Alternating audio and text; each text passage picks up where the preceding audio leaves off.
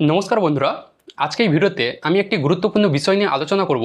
সেটা হচ্ছে, আপনার কাছে যদি এখনও পর্যন্ত এরকম পুরাতন হাতের লেখা জন্ম সার্টিফিকেট থাকে এবং আপনি যদি সেই সার্টিফিকেটটাকে নতুন ডিজিটাল সার্টিফিকেটে রূপান্তরিত করতে চান, তাহলে কিভাবে আপনি এই কাজটি করবেন? অনলাইনে আবেদন করতে হবে নাকি অফলাইনে আবেদন করতে হবে? কোথায় আবেদন করতে হবে? কি কি ডকুমেন্ট লাগবে? কতদিন সময় লাগবে? কিভাবে আপনি সার্টিফিকেট হাতে পাবেন? কিভাবে ডাউনলোড করবেন? সব কিছু এই ভিডিওতে স্টেপ বাই স্টেপ আমি বুঝিয়ে দেবো। তো ভিডিওটি একটু স্কিপ না করে সম্পূর্ণ দেখুন। আর এই চ্যানেলে যদি আপনি নতুন হয়ে থাকেন তো চ্যানেলটি প্লিজ সাবস্ক্রাইব করে বেল আইকনটি প্রেস করে দেবেন, যাতে এরকমই ইনফরমেটিভ ভিডিও আপনি প্রতিনিয়ত পেতে থাকেন। তো বন্ধুরা, সবার ফার্স্টে বলে রাখি, জন্ম সার্টিফিকেটের যত রকম কাজ হয় এই পোর্টাল থেকেই কিন্তু হয়, ঠিক আছে? এই পোর্টালের নাম দেখুন, এটা হচ্ছে জন্ম মৃত্যু তথ্য পোর্টাল, ঠিক আছে? তো এই পোর্টালে এখনকার যাদের নতুন সার্টিফিকেট তৈরি হয়, প্রত্যেকটা সার্টিফিকেটের ডেটা কিন্তু এই পোর্টালে সেভ হয়ে থাকে। এবার আপনার যদি হাতে লেখা পুরাতন সার্টিফিকেট হয়, তাহলে আপনার ডেটা কিন্তু এখানে নাও সেভ হয়ে থাকতে পারে, ঠিক আছে?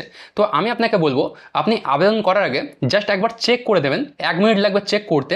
চেক করে নেবেন যে আপনার জন্ম সার্টিফিকেট ডেটা এই পোর্টালে সেভ করা আছে কিনা। আর যদি সেভ থাকে তাহলে ইজিলি আপনি এখান থেকে ডাউনলোড করে নিতে পারবেন। তো আমি দেখিয়ে দিচ্ছি কিভাবে আপনি চেক করবেন। যদি আপনার ডেটা এই পোর্টালে সেভ করা না থাকে, তাহলে কিভাবে আপনি নতুন ডিজিটাল সার্টিফিকেটের জন্য আবেদন করবেন সেটাও দেখিয়ে দেবো। তো বন্ধুরা, সবার ফার্স্টে আপনি ক্রোম ব্রাউজার ওপেন করে জন্ম মৃত্যু তথ্য লিখে সার্চ করে নেবেন।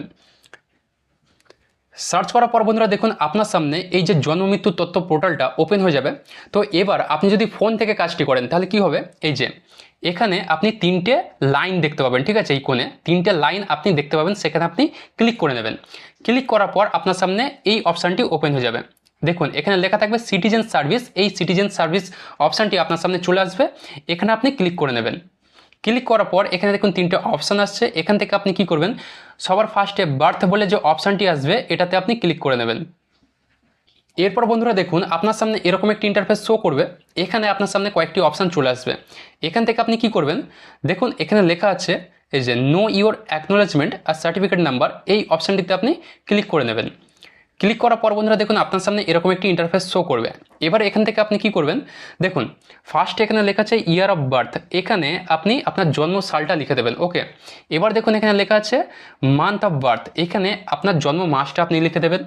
এই যে বেবি নাম যে লেখাটা আছে, এখানে আপনি কি করবেন, আপনার নামটি লিখে দেবেন, বা আপনি যার সার্টিফিকেটের ডেটা আপনি খুঁজতে চাইছেন তার সার্টিফিকেটের যে নাম আছে সেই নামটা আপনি এখানে লিখে দেবেন। এরপর কি করবেন, দেখুন এখানে লেখা আছে মাদার্স নেম, এখানে মায়ের নাম লিখবেন। ফাদার্স নেম, এখানে আপনার বাবার নাম লিখবেন। এবার দেখুন এখানে লেখা আছে মোবাইল নাম্বার, এখানে আপনার বাবার মোবাইল নাম্বারটা আপনি দিয়ে দেবেন। ওকে, দেওয়ার পর এই যে এখানে দেখুন সার্চ বলে যে অপশানটি আছে, এখানে সার্চ বলে যে অপশানটি আছে এখানে আপনি ক্লিক করবেন। ক্লিক করার পর নিচে এখানে যদি আপনার সার্টিফিকেটের ডেটা এই পোর্টালে সেভ থাকে, তাহলে নিচে এখানে আপনার সার্টিফিকেটের সমস্ত ডিটেলস এখানে চলে আসবে, ঠিক আছে? এখান থেকে আপনি ইজিলি আপনার সার্টিফিকেটটা আপনি ডাউনলোড করতে পারবেন। কিন্তু 95% ক্ষেত্রে কি হয়, যাদের পুরাতন সার্টিফিকেট তাদের সার্টিফিকেটের ডেটা এখানে থাকে না। তো যাদের থাকবে না তারা কি করবেন, এখান থেকে ব্যাক করে নেবেন। ব্যাক করার পর এবার আপনাকে আবেদন করতে হবে যে নতুন ডিজিটাল সার্টিফিকেট আপনি কিভাবে পাবেন, ঠিক আছে? তো দেখুন আবার সেই অপশানে যাবেন, আমি দেখিয়ে দিচ্ছি এই যে সিটিজেন সার্ভিস, এখানে ক্লিক করবেন। ক্লিক করার পর এখান থেকে এই যে বার্থ অপশানটি আছে, এই বার্থে আবার আপনি ক্লিক করবেন। ক্লিক করার পর বন্ধুরা দেখুন এই যে অপশানগুলো চলে এসেছে, এটার মধ্যে কিন্তু একটাও এমন অপশান নেই যেটা দিয়ে আপনি নতুন ডিজিটাল সার্টিফিকেটের জন্য আপনি এখান থেকে আবেদন করতে পারবেন।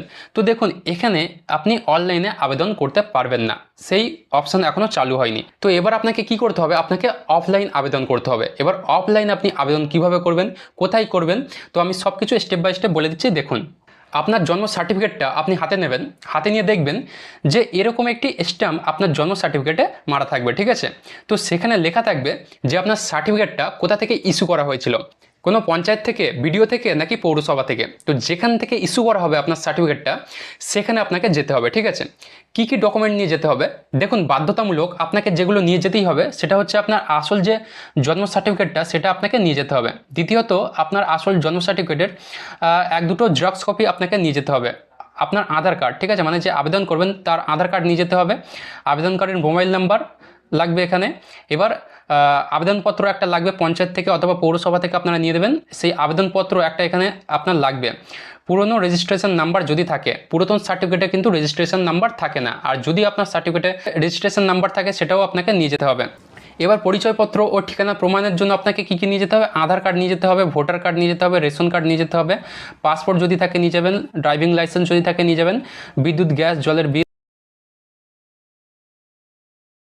কিছুদিনের মধ্যে আপনার মোবাইল নাম্বারে তারা SMS এর মাধ্যমে একটি অ্যাকনোলেজমেন্ট নাম্বার আপনাকে পাঠাবে। সেই অ্যাকনোলেজমেন্ট নাম্বার দিয়ে আপনি কী করবেন? আবার এই জন্মমৃত্যু তথ্য পোর্টালে আসবেন। পোর্টাল থেকে আবারও এই সিটিজেন সার্ভিস এখানে ক্লিক করবেন। এখান থেকে আপনি বার্থে ক্লিক করবেন। আবারও আপনার সামনে সেই অপশানগুলি ওপেন হয়ে যাবে। এখান থেকে আপনি কী করবেন? দেখুন এখানে লেখা আছে ডাউনলোড সার্টিফিকেট, এখানে আপনি ক্লিক করবেন। ক্লিক করার পর আপনার সামনে এই অপশানটি ওপেন হয়ে যাবে। এখানে আপনি কী করবেন? অ্যাকনোলেজমেন্ট নাম্বারটা এখানে আপনি লিখে দেবেন। লেখার পর এখান থেকে আপনি সার্চ করবেন। সার্চ করার পর আপনার নাম্বারে একটি OTP আসবে।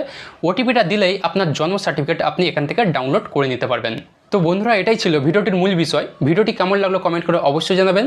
আর এই ভিডিওটি যদি আপনার একটু কাজ এসে থাকে তাহলে ভিডিওতে একটি লাইক দিয়ে এই চ্যানেলটি অবশ্যই সাবস্ক্রাইব করে নেবেন, যাতে এরকমই ইনফরমেটিভ ভিডিও আপনি প্রতিনিয়ত পেতে থাকেন।